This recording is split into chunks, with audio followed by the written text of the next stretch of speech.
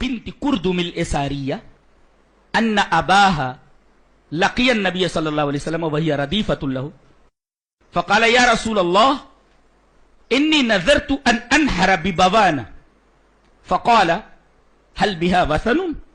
قال لا. قال أوفي بنذرك. رواہ ابن ماجہ فی کتاب الکفارات. حضرت امام ابن ماجہ اس حدیث کو ایسے کتاب الکفارات کے اندر لائے. راویہ حضرت میمونہ بنت کردم یساریہ ہیں.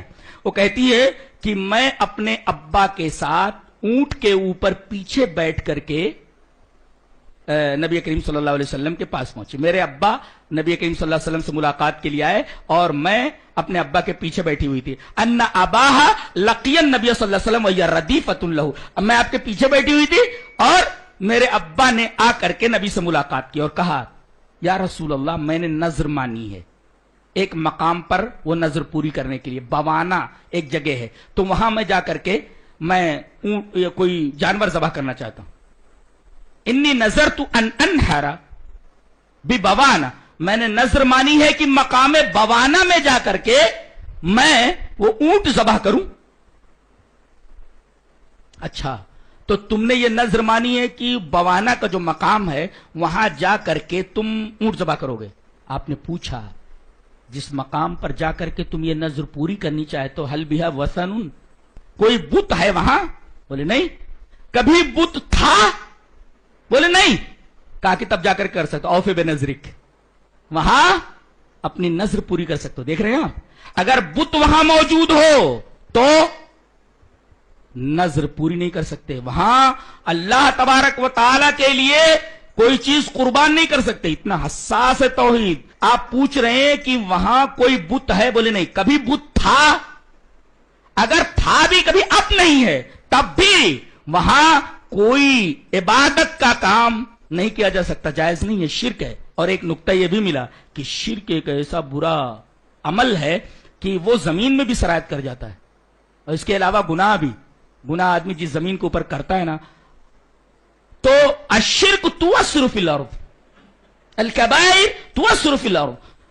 گناہ آدمی کرتا ہے تو اس کا اثر زمین کے اوپر پڑتا ہے, برکتیں ختم ہو جاتی ہیں اس زمین سے. اب آدمی گنہگار ہے اور اس کے بعد گھروں پر اگر کوئی آفت آ گئی, برکتیں جب ختم ہو گئی تو باباؤں کے بعد دوڑتا گھومتا ہے, بابا ہاں بیٹا. اب بیٹا برکتیں نہیں آ رہی ہیں گھر میں تو کیا یہ دھونی لے جاؤ. ارے دھونی اس کا علاج تھوڑی ہے. گناہ یہ اثر کرتے ہیں زمین میں. الکبائر تؤثر فی الارض. اگر آدمی برا ہے تو اس کی برائی کا اثر اس زمین کے اوپر پڑتا ہے, زمین کے اوپر وہ گناہ کرتا ہے تو گناہ زمین کے اوپر اثر انداز ہوتا ہے. شرک سب سے بڑا گناہ وہ بھی اثر انداز ہوتا ہے زمین کے اوپر. بت تھا؟ بولے نہیں. کہا کہ اگر بت ہوتا, اگرچہ اب نہیں ہے تو بھائی اجازت نہیں دیتا, لیکن پہلے بت نہیں تھا اب بھی نہیں ہے تو اوفی بنظرک, تو نظر پوری کرو. یہاں نظر سے مراد نیاز ہے. پتہ ہے چلا بزرگوں کی نیاز جائز نہیں ہے, اس لیے کہ نیاز عبادت ہے اور توحید کا تقاضا یہ کہ نیاز اور نظر صرف اللہ کے لیے ہو. بزرگوں کی نیاز جائز نہیں ہے. یہاں تو بتوں کے نام پر, درگاہوں کے نام پر, باباؤں کے نام پر, پیروں کے نام پر, مردوں کے نام پر چیزیں کی جاتی ہیں, یہاں تک کہ بکرے چھوڑ دیے جاتے ہیں. میں نے ایک دفعہ کہا کہ یہ جو بوکر ہوتا ہے نا, بوکر وہ جو گندھ مارتا ہے, بدبو آتی ہے, وہ چلتا رہتا ہے گلیوں میں. جاہل عورتیں بولتے ہیں سید صاحب جا رہے ہیں, ایسا بولتے تو سید صاحب جا رہے ہیں, یہ سید ہے بیچارہ. یہ چونکہ بابا کے نام پر منسوب ہے لہذا کہتے ہیں سید صاحب جا رہے ہیں. یہ بد اعتقادی ہے, یہ شرک ہے. اور لا الہ الا اللہ اس قسم کے ڈسٹ کو اور گرد کو قطعاً برداشت نہیں کر سکتا, اس لیے کہ کلمہ طیبہ, طیب کا مطلب بالکل کہ معمولی ڈسٹ کو برداشت نہیں کرتا اپنے اوپر. بتائیے وہاں کوئی بت تھا؟ اگر ہوتا تو اجازت نہیں ہوتا. پوچھ رہے تھا, اگر ہوتا تب بھی اس زمین کے اوپر آپ نظر پوری کرنے کی اجازت نہیں دیتے. توحید اس قدر حساس ہے, لا الہ الا اللہ اس قدر